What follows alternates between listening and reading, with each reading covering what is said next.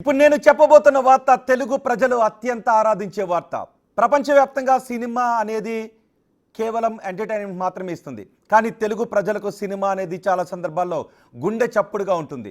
అలాంటి గుండె చప్పుడు గురించిన వార్తను నేను ఇప్పుడు మీకు చెప్పబోతున్నాను. చాలా కాలం నుంచి తెలుగు సినీ పరిశ్రమపై చాలా వార్తలు వస్తున్నాయి, సోషల్ మీడియాలో వార్తలు వస్తున్నాయి. సినీ పరిశ్రమ పెద్దలు కూడా తలో విధంగా మాట్లాడుతున్నారు.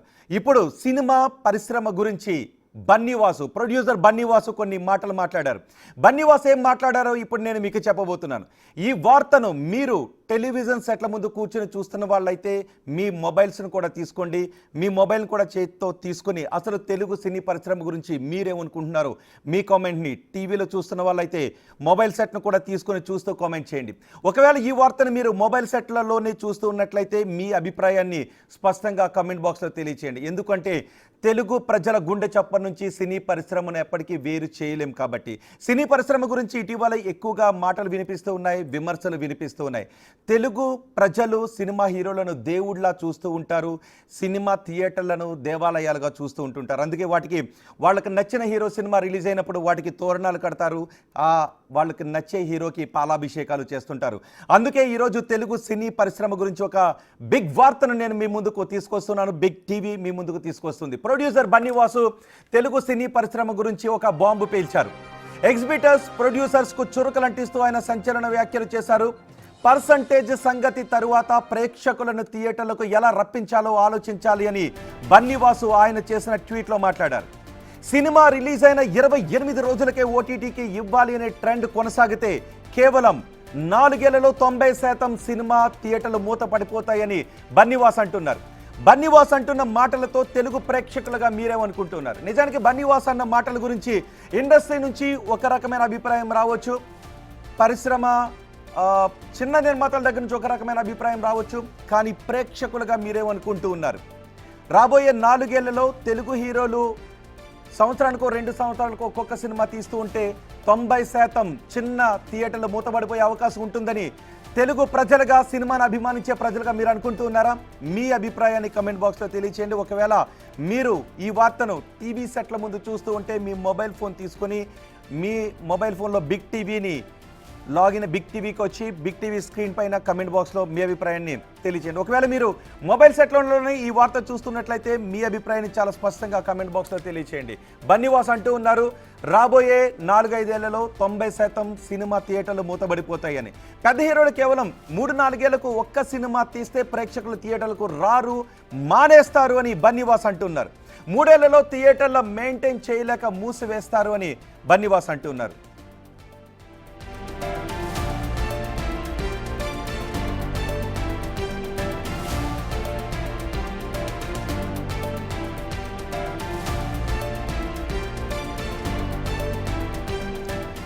ఎస్, ఇప్పుడు మీరు బిగ్ టీవీ స్క్రీన్ పైన బన్నీవాసు చేసిన ట్వీట్ని చూస్తున్నారు. అదిగో చూడండి ఒక్కసారి. బన్నీవాసు చేసిన ట్వీట్ అదే.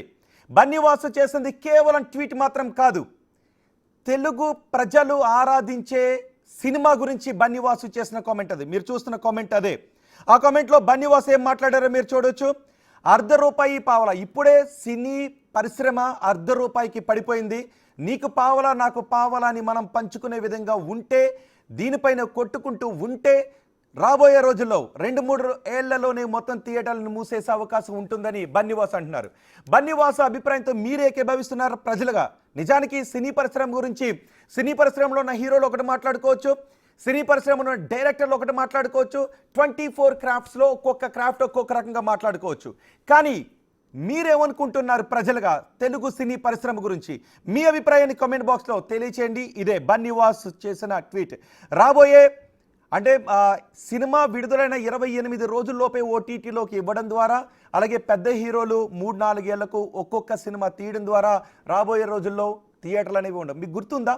ఒకసారి నేను మా ఎగ్జిక్యూటివ్ ఎడిటర్ అశోక్తో మాట్లాడే ముందు ఒక్క విషయాన్ని మీకు గుర్తు చేస్తాను.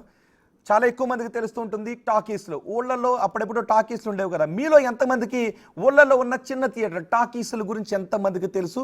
ఆ టాకీసుల్లో ఉన్న మీ అనుభవాలు ఏంటి? ఇప్పుడు ఎక్కడ కూడా టాకీసులు లేవు, కేవలం సింగిల్ స్క్రీన్ థియేటర్లు ఉన్నాయి, పెద్ద థియేటర్లు ఉన్నాయి, మల్టీప్లెక్స్లు ఉన్నాయి. టాకీసుల గురించి మీకున్న అనుభవం ఏంటి? ఆ రోజుల్లో మీరు టాకీసులకి వెళ్ళి సినిమాలు చూసిన అనుభవం కూడా మీకు గుర్తుంటే కమెంట్ బాక్స్లో తెలియచేయండి. ఎస్, ఇప్పుడు బన్నీవాసు మాట్లాడిన మాటల గురించి నేను మా ఎగ్జిక్యూటివ్ ఎడిటర్ అశోక్తో మాట్లాడబోతున్నాను. అశోక్, బన్నీవాసు చాలా స్పష్టంగా మాట్లాడారు. ఇటీవలి కాలంలో తెలుగు సినీ పరిశ్రమ గురించి, విడుదలవుతున్న సినిమాల గురించి, కథల గురించి, సింగిల్ స్క్రీన్ థియేటర్ల గురించి, మల్టీప్లెక్స్ల గురించి పెద్ద ఎత్తున చర్చ జరుగుతుంది. ఇప్పుడు బన్నీవాసు మాట్లాడింది ఏంటి అంటే, పెద్ద హీరోలు 2-3 ఏళ్ళకు ఒక సినిమా తీస్తే రాబోయే 3 ఏళ్లలో సినిమా థియేటర్లన్నీ కూడా క్లోజ్ అయిపోతాయి. ఎలా చూడాలి? బన్నీవాసు మాట్లాడిన మాటలను ఎలా చూడాలి? First of all Rohit, grand welcome to Big TV మీకు. Thank you. సో మీతో కలిసి స్క్రీన్ షేర్ చేసుకుంటున్నాను నేను. సో ఒక పెద్ద ఇష్యూ మీరు ఆల్రెడీ ఇంట్రడక్షన్ ఇచ్చారు.